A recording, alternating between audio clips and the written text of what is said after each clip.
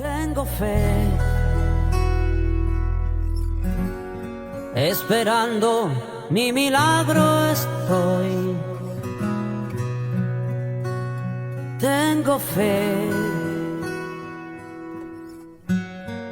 y quiero agradarte hoy.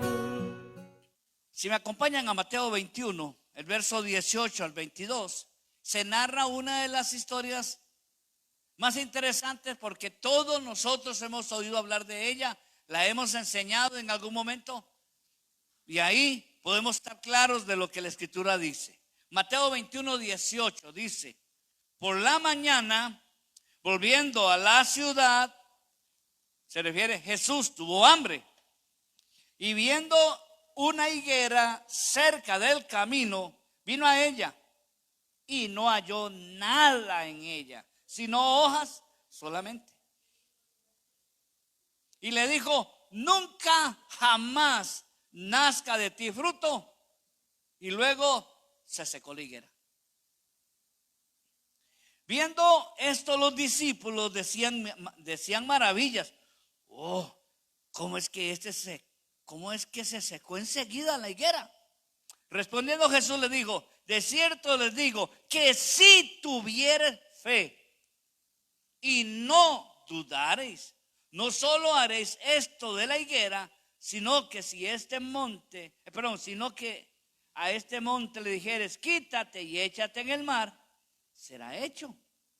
Y todo lo que pidieras en oración, creyendo, lo recibiréis. Amén. Esta enseñanza de Jesús no es una parábola, es una enseñanza vivencial. Dice que Jesús aquel día se levantó temprano y dijo: muchachos, nos vamos a Jerusalén. Habían estado allí el día anterior, habían estado haciendo algunas cosas como la entrada triunfal, habían hecho unas celebraciones religiosas y él se había venido junto con sus discípulos a una ciudad pequeñita que estaba como a unos 10 kilómetros que era Betania. Era la ciudad donde Lázaro era familia de ellos. Ahí vivía Lázaro en Betania. Entonces es interesante que aquella mañana Jesús se levantó temprano y dijo: nos vamos, y todos detrás de él como pollitos. Pero en el camino, en la ruta que él lleva, tiene que desviarse y ver hacia un lado y dice: allá está la higuera. Y dejó el camino y se fue a buscar la higuera. Eso es lo que dice ahí. Salió del camino, se fue a buscar la higuera y rebuscó en el follaje, levantó las ramas e hizo todo lo que pudo, pero no encontró nada. Y dice que él maldice la higuera porque no tenía fruto. Estaba lleno de follaje, pero nada de comida. Entonces, al maldecir la higuera, algo pasó, porque dice que se secó hasta las raíces. Y cuando esa maldición de parte de la boca de Jesús se da, hubo una reacción en el mundo natural que obligó a que aquella higuera se secara y quedara inservible para el resto de su vida. Pero esta enseñanza o esta vivencia de los discípulos ha traído un par de controversias en el mundo religioso. Porque si ustedes vieran los capítulos anteriores, Jesús está en el templo, Jesús ha volcado las monedas y las mesas y las ventas, Jesús ha tenido la entrada triunfal y regresa a Betania, pero tiene una controversia doble en esta noche y quisiera hablar de ellas de una manera sencilla para todos entenderlas. Pero antes de hacerlo, vamos a Marcos capítulo 11, verso 8 al 11, para ver los dos contextos, tanto la manera como Mateo narra, pero también como Marcos narra la historia. En el verso 11 dice, capítulo 11, verso 8, también muchos tendían sus mantos por el camino y otros cortaban ramas de los árboles y las tendían por el camino. Y los que iban delante y los que venían detrás daban voces diciendo, Hosana, bendito el que viene en el nombre del Señor. Bendito el reino de nuestro padre David que viene. Hosana en las alturas. Y entró Jesús en Jerusalén y en el templo. Y habiendo mirado alrededor de todas las cosas, como ya anochecía, se fue a Betania con los 12. Vamos a ir a Marcos 11, el verso 12, 13 y 14 y 15. Es decir, hubo toda la escena y se fueron para Betania. Al día siguiente, dice el capítulo 11, verso 12. Cuando salieron de Betania, Jesús tuvo hambre. Y viendo de lejos una higuera que tenía hojas, fue a ver si tal vez hallaba en ella algo. Pero llegó a ella y nada halló sino hojas, pues no era tiempo de higos. Entonces Jesús dijo a la higuera, nunca jamás coma nadie fruto de ti. Y lo oyeron sus discípulos. Y vinieron pues a Jerusalén. Y entrando Jesús en el templo, comenzó a echar fuera a los que vendían y compraban en el templo. Y volcó las mesas de los cambistas y las sillas de los que vendían palomas. Que en la segunda escena, en el verso 8, está hablando de Jesús entrando a Jerusalén y todos decían Hosana al reino de David. Se regresa a Betania. Al día siguiente vuelve a ir a Jerusalén, que ya sería lunes, y la higuera ahí es maldecida. Pero ahora vean lo que dice el verso, capítulo 11, versos 19 y 20. Pero al llegar la noche, salió de la ciudad y pasando por la mañana vieron que la higuera se había secado desde las raíces. Si uno se detuviera a ver los comas y los puntos, se daría cuenta que hay una controversia en cuanto al tiempo. Según Mateo, la maldición fue lunes. Según Marcos, sería martes. Y usted dice, ¿para qué? ¿Y para qué esa controversia? ¿Y para qué dice algo? Porque nunca lo he notado, siempre lo había notado y no sabía por qué. Y esa controversia, algunos la usan para criticar lo que está pasando en la escena y pierden verdaderamente el foco de la verdadera importancia de la enseñanza. Cuando uno ve esta escritura, uno tiene que darse cuenta que los escritores tienen su propio estilo para escribir. Y entonces nos damos cuenta que cuando uno lee el libro de Juan, el Evangelio de Juan, el libro de Juan se desarrolla de una manera muy rápida. Y Jesús sanó aquí, sanó allá, vino por acá, vino por ahí. Y termina el libro de Juan de una manera como agitado. Uno termina como agitado a leer Juan. Entonces uno se da cuenta que Juan escribe desde una óptica diferente, mientras que Mateo lo hace desde otra óptica, igual lo hace Marcos y lo hace Lucas. Pero aquí lo interesante es que el estilo de Mateo, él está contando la historia no pensando en la manera cronológica. Es decir, según Marcos, esto ocurrió domingo, esto ocurrió lunes, esto ocurrió martes, esto ocurrió miércoles, esto ocurrió jueves, y así conforme los temas. Mientras que Mateo hace un análisis según el tema que está tratándose. Para Mateo lo importante es decir, una planta, Jesús se desvía del camino para buscar fruto, no lo encuentra, Jesús la maldice y la bandida esta planta se seca hasta sus raíces, nada más. A él no le interesa si fue en la mañana, en la tarde, en la noche, si fue domingo, viernes o jueves.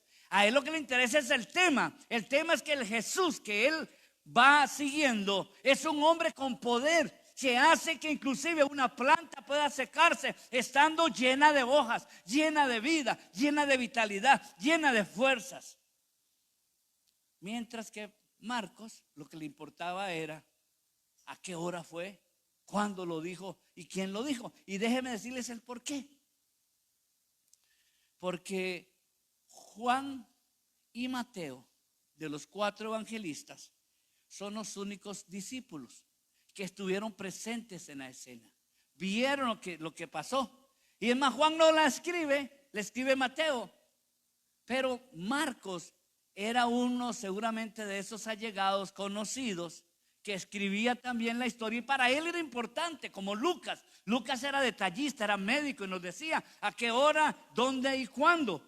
Marcos tiene esa misma situación porque quiere escribir con lujo de detalles y las fechas, los puntos y las comas. Mientras que Mateo lo que le interesaba decir es: tengo un Dios poderoso que hace un milagro y hasta las plantas tienen que obedecerle. Es un escritor que trabaja bajo la línea del tema a desarrollar, mientras que el otro en cuanto al reloj de cuándo se hicieron las cosas y cómo se hicieron. Esa es una controversia que ha habido. Y la verdad es que uno tiene que entender que los dos tienen razón. Los dos desarrollan una historia muy completa. Si usted lo ve, a ambos escribieron muy parecido. Y usted diría: sí, es que seguramente como vivían cerca del barrio. No, uno vivía en una zona, otro vivía en otra. Uno escribió en un año, otro escribió en el otro año, que no se vieron por años, por mucho tiempo. Ellos no son, es decir, que Jesús llegó hoy, entró a Jerusalén, y ahí andaba Mateo con una tablita escribiendo todo lo que pasó, y por allá estaba Marcos también escribiendo. No, Marcos no estaba, el que estaba era Mateo.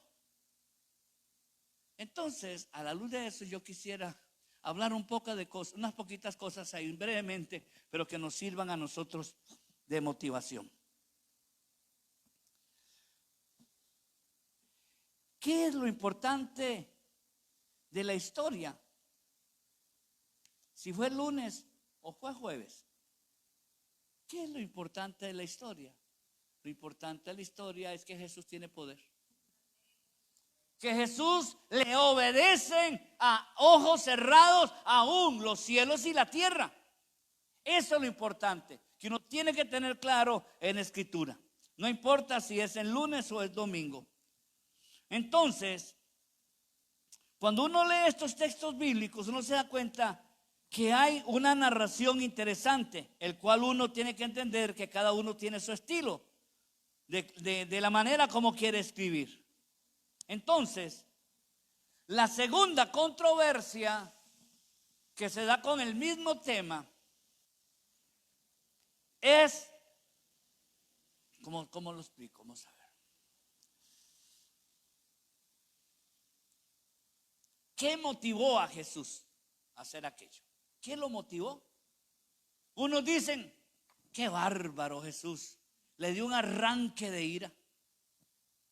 Se enchaquetó, se enojó, se molestó porque él no encontró algo para comer. ¿Qué Jesús más berrinchoso? ¿Cómo es posible que no puede aguantarse la tripa media hora más mientras llegaran a Jerusalén para comerse algo allá en la zona de Chacón? No.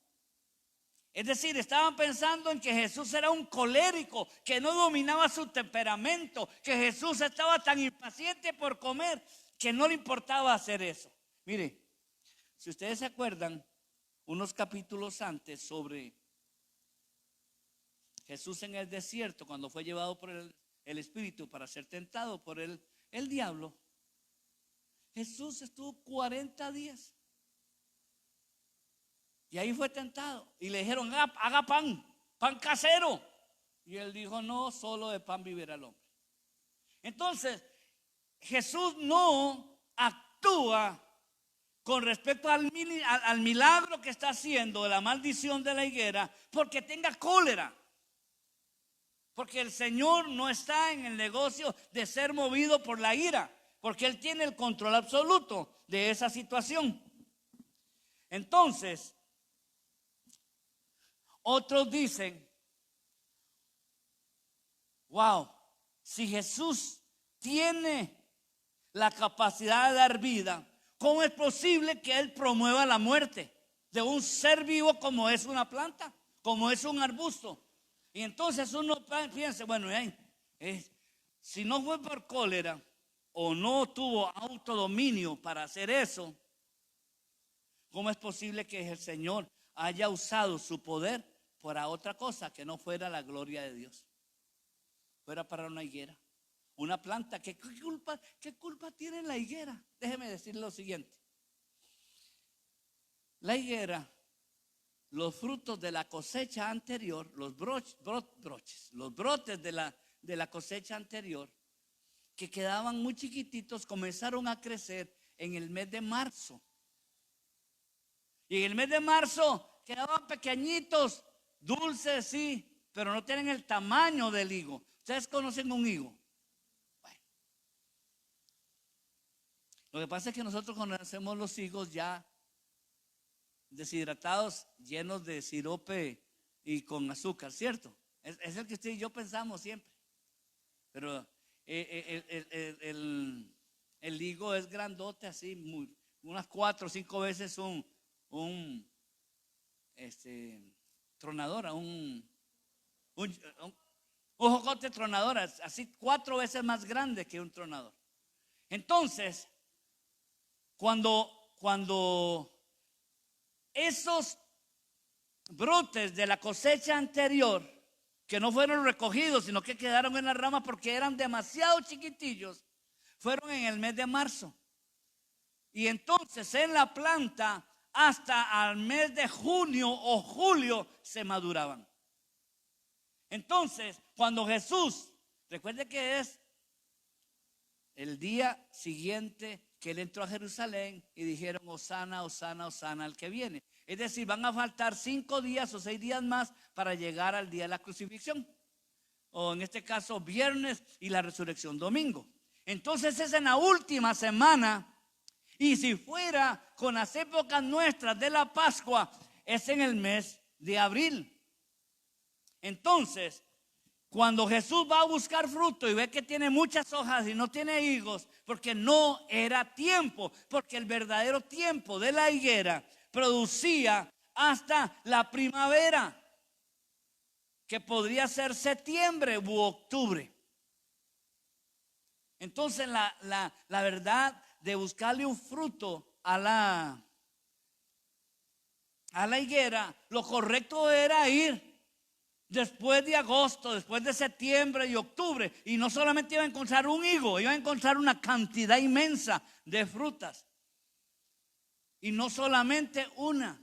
Jesús, ¿sabe? Dice: ojalá que me encuentre 13, porque tengo que darle una a cada uno de los muchachos. Bueno, cuando llega allí no encuentra nada. Jesús pudo haberle dicho a la planta: produce, y hubiese producido o no. Tenía el poder para hacerlo. Entonces, en esa controversia de que Jesús se dejó llevar por la ira, o que usó su poder para dar muerte en lugar de dar vida, eso ha motivado a algunos para no darle el valor verdadero a las cosas, es decir, a la reacción de Jesús. Entonces, Jesús tuvo hambre, es una verdad. Pero Jesús busca en una planta, y hay una situación interesante. Algunos dicen que la higuera era un arbusto procedente de las tierras de Israel. La verdad es que estaban por todo Asia. La higuera no son exclusivas de Israel, estaban por todo Asia. Pero lo interesante es que estas plantas podían tener un desarrollo tan alto que podían tener 8 metros de sombra. Es decir, si yo contara, el altar más o menos son 9 metros. Imagínese usted el arbusto que da una sombra 8 metros de distancia, más o menos. Es una buena distancia. En épocas del Antiguo Testamento, la higuera bueno, siempre ha sido apreciada porque es un árbol que produce una muy buena cosecha. Un paréntesis, nada más. Ustedes saben que nuestro hijo John y su esposa están allá en Croacia. Estaban en unas reuniones ellos, los 3, Barbie, Nico y él, en un lugar, en una montaña, y le dijeron: apúrense porque mañana comenzamos a recoger las aceitunas. Ellos tienen una propiedad, los suegros de John tienen una propiedad ahí en Croacia que tiene muchos árboles. Y se reúnen todas las familias y todo el barrio para ayudarles a recolectar a ellos. Y recogen todas las aceitunas y las llevan a la prensa para que le saquen la cantidad de aceite de oliva. Entonces, al día siguiente o a los días siguientes, todo el grupo que estuvo en la casa de don Goran van a la casa de otra persona y hacen la colecta de él. Y así van familias por familias en el pueblo. Y ahí lo que producen es aceite de oliva. Y comen aceite o toman aceite de oliva hasta en el café. Lo endulzan con aceite de oliva, seguramente. Entonces, lo que quiero sacar es que las plantas, tanto de oliva como de higos o higueras, eran muy apreciadas. Muy apreciadas. ¿Por qué? Porque es una fruta, como usted disfruta aquí, un mango bien bueno. Como usted disfruta aquí un aguacate bien rico. Así lo disfrutaban ellos. Entonces, resulta que las higueras eran punto de reunión. Hay reyes y gente importante que hacía sus reuniones bajo la higuera. ¿Por qué? Porque era una manera de tener sombra, protección, y todos sabían dónde quedaba la higuera del barrio, porque todos iban a buscar frutas allí. Hace muchos años, estando visitando unos amigos fuera del país, en la mañana de ese primer día o de ese segundo día que llegamos, uno sale todo vina a conocer el barrio, a ver la gente. Estaba nevando. Y fue un vacilón porque cuando llegamos vimos en la acera una pelota de hielo. Las bicicletas de los chiquillos las dejan ahí en la acera. Cae nieve y hielo y se congelan y no se sacan de ahí hasta la primavera, hasta que caiga otra vez, que se deshaga toda esa nieve. Entonces yo me levanto esa mañana y me di cuenta que había como a los 100 metros así bajando, había un abastecedor. Mira, dije, voy a ir a vinear qué venden acá. Y me voy. Pero antes de llegar, había un árbol de pera, yo no los conocía. Pera casi roja, ya madurita, nada más de coger y comer. Y me comí un montón del árbol, porque uno está acostumbrado aquí, cuando uno viene por Atenas y coge mangos, pasa por Rotinas y coge mangos de las cercas, ¿verdad? Yo me comí 4 o 5 piezas al amanecer de ese día. Vi el dolor de mal de estómago que me agarró. ¿Sí? Por buchón, por goloso. Por eso es que está uno en estas carnes, ¿verdad? Pero la verdad es esa. La higuera era un lugar de reunión importante.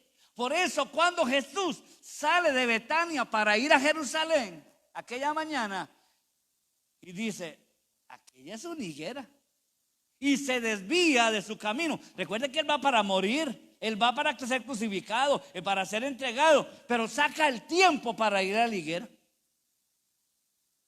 Y a lo mejor dijo: es el último higo de mi estancia aquí en la tierra. Cuando él llega allí y no encuentra el fruto y Jesús maldice la higuera, se realizan estas controversias. Les dije al principio cómo usó la ira para producir un daño, cómo él produce muerte en lugar de vida. Pero la verdad es que Jesús estaba haciendo algo especial. Jesús hizo lo que hizo con un propósito. Y el propósito era enseñarle a los discípulos una tarea como nunca habían tenido la experiencia. Tan es así que cuando Jesús maldice la higuera y se seca de la raíz, Pedro lo dice: wow, qué poder. No solo se secó, es que se secó de las raíces. Imagínense un arbusto grande, lleno de hojas. Al día siguiente es estéril, seco, café, y hasta sus raíces están podridas. en 24 horas, así, inmediatamente.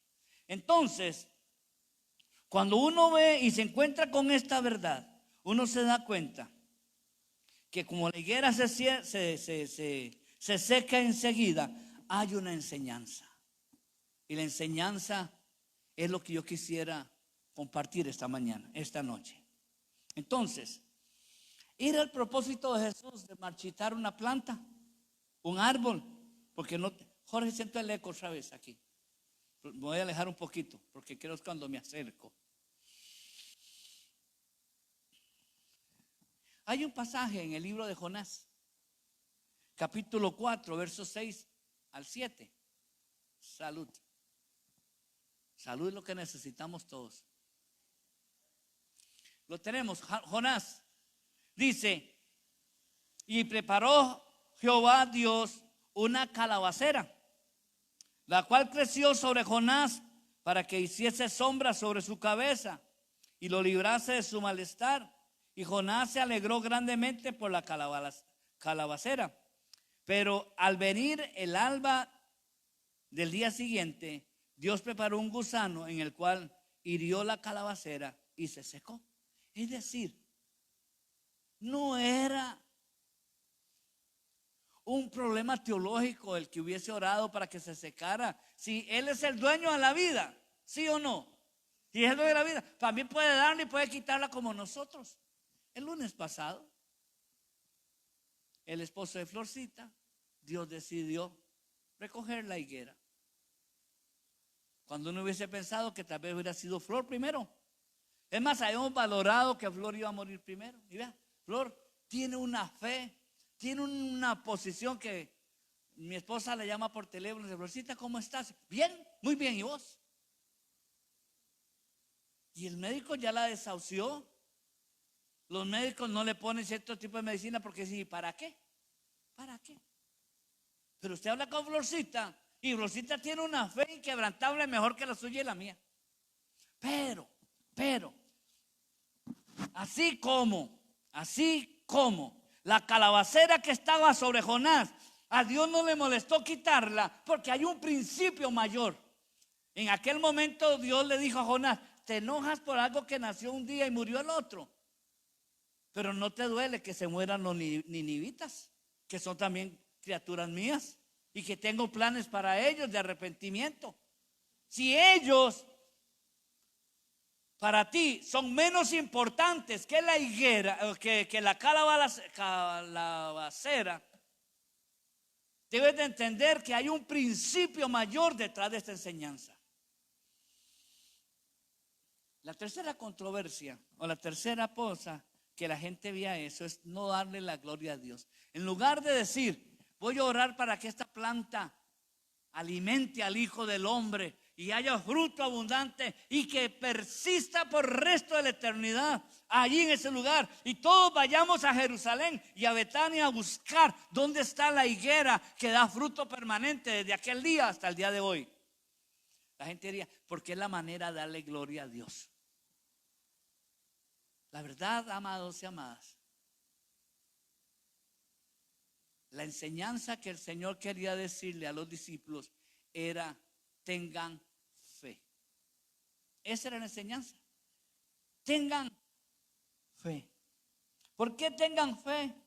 Porque si usted lee conmigo, otra vez, regrese al texto bíblico. Yo voy a devolverme al capítulo 21 de Mateo, que es el texto principal que estamos leyendo.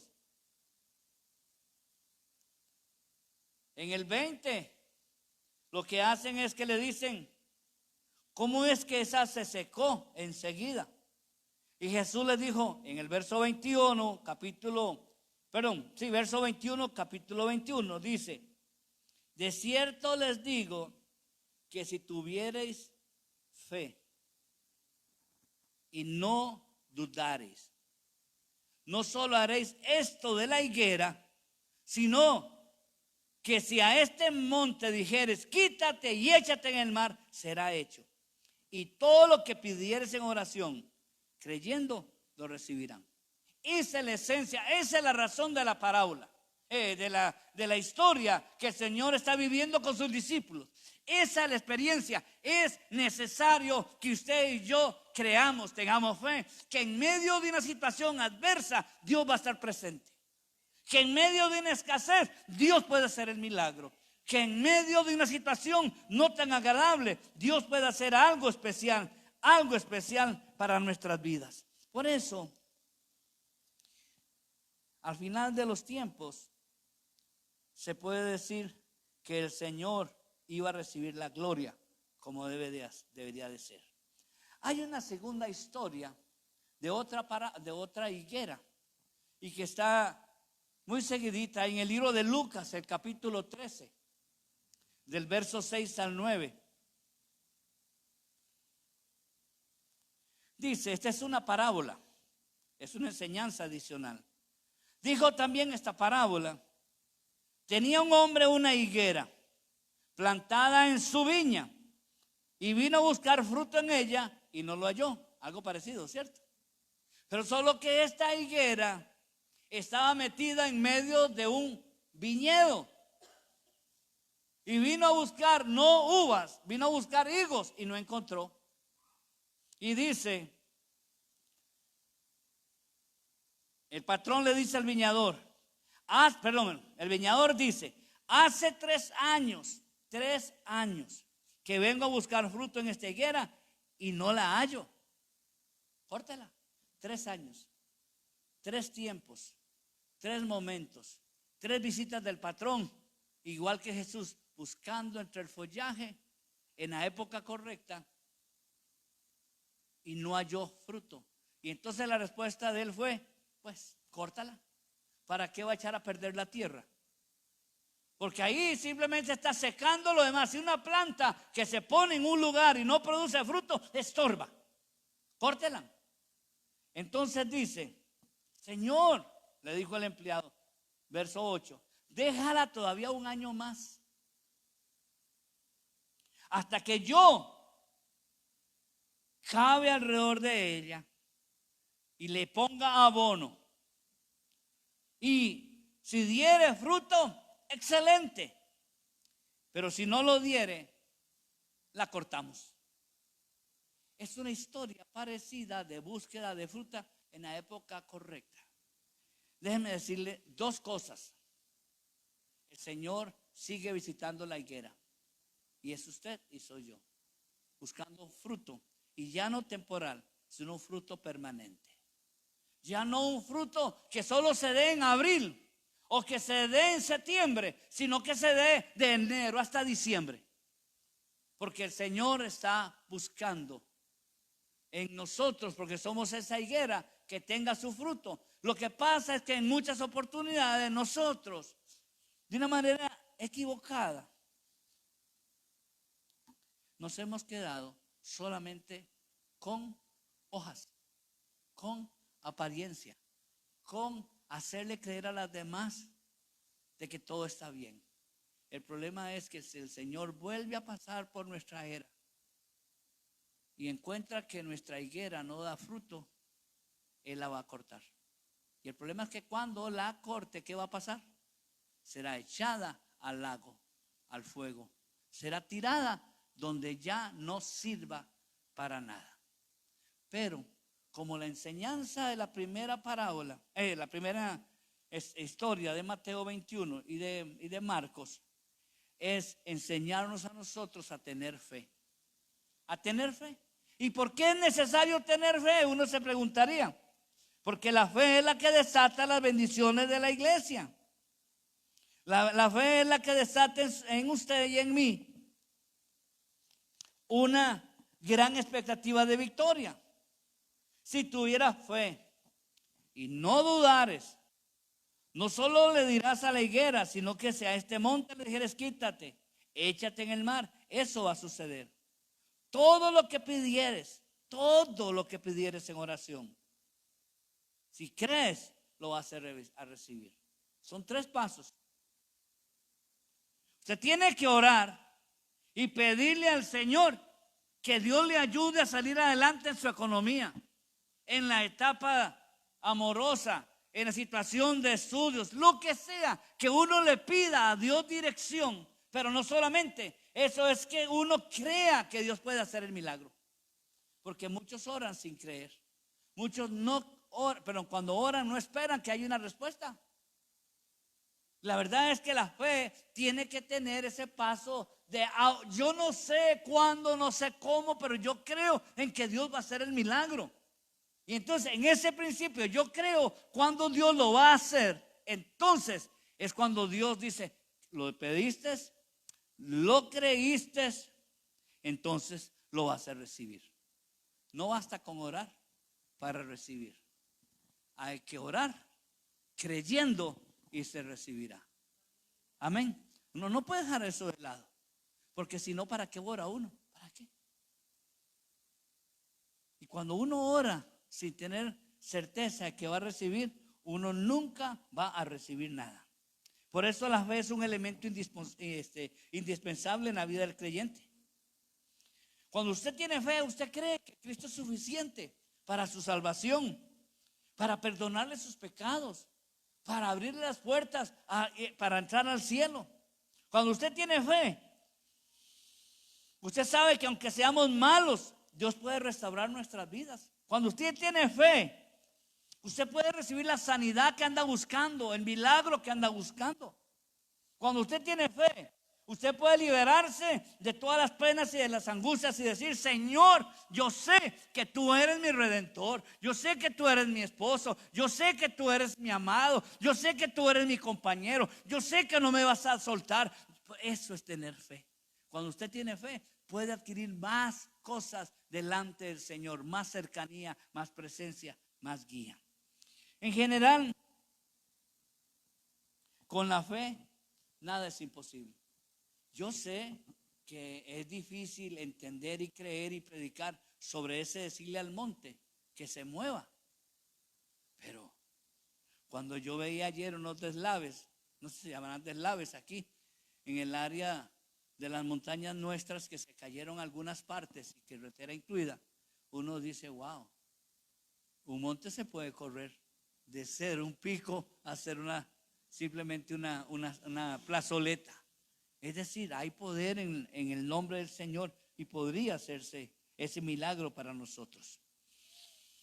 El Señor quiere responder a tus oraciones, pero hay que tener fe para hacerlo, pero creyendo que lo vas a recibir. Siempre pedir con fe y no con duda. Usted sabe que esas son los dos parámetros. Lo contrario a la fe es la duda. Cuando uno pide dudando, ya no viene la respuesta. Cuando uno pide, sabe, no, pero es que es imposible realmente. Bueno, yo voy a orar, pero eso es muy difícil. Bueno, yo voy a orar, pero la verdad es que tendría que ser Dios demasiado poderoso para hacerlo.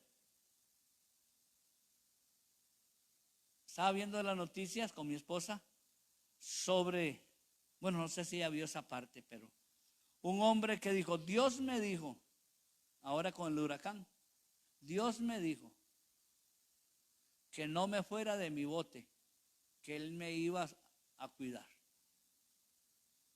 Y se metió en el bote, cerró todos los ingresos de agua, tenía comida ahí. Y después de que pasaron estos vendavales y esta cantidad de lluvias, fueron a buscarlo. Fulano, fulano. Y saca la cabecilla así, donde estaba metido. Él dijo, Dios dijo que me iba a cuidar, porque si las aguas suben, el bote sube. Entonces me acordé del arca de Noé, cómo un hombre le creyó a Dios aunque nunca había llovido, no sabía qué era la lluvia, aunque no conocía qué era un barco, y le hace crear una estructura que parece una canasta sin timón.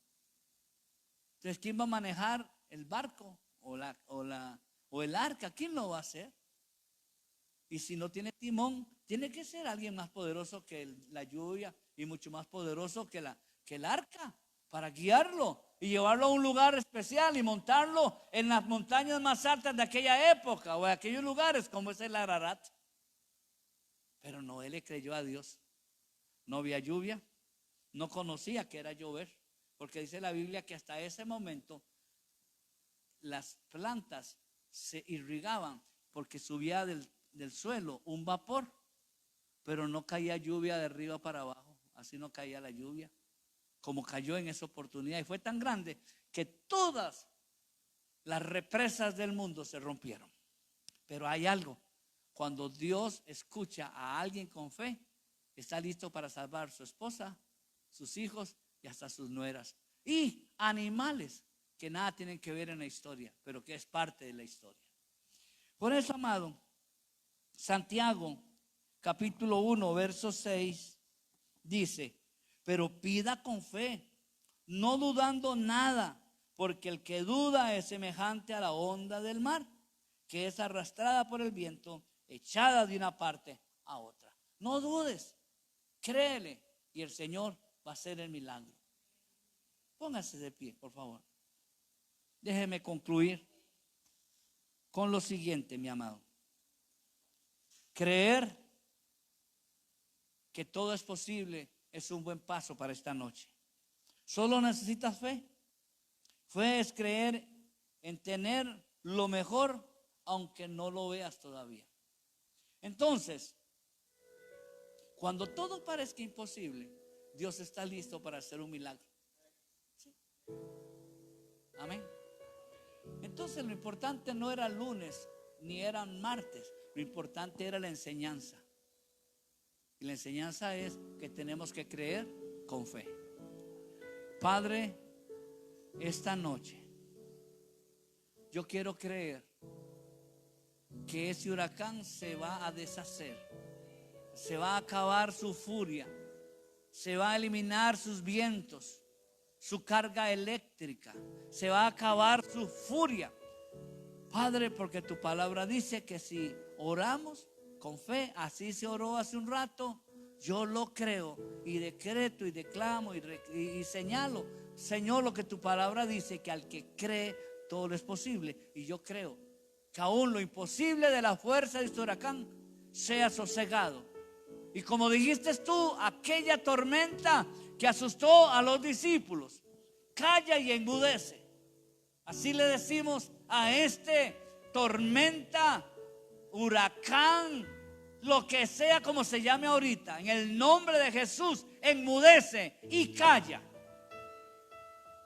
Y todo vuelva a la normalidad, a una calma completa con estas personas que están siendo afectadas. Pero también creo, Señor, que tú tienes cosas extraordinarias y buenas para tus hijos. Y hoy te pido que esta palabra motive sus corazones a creerte, a orar y creer en que va a venir el milagro. Padre, ahora llévanos a casa. Guárdanos, por favor, en nuestro camino a nuestros hogares, y que la gracia tuya sea con todos nosotros, en el nombre de Jesús. Amén. Amén. Tengo fe, esperando mi milagro estoy. Tengo fe y quiero agradarte hoy.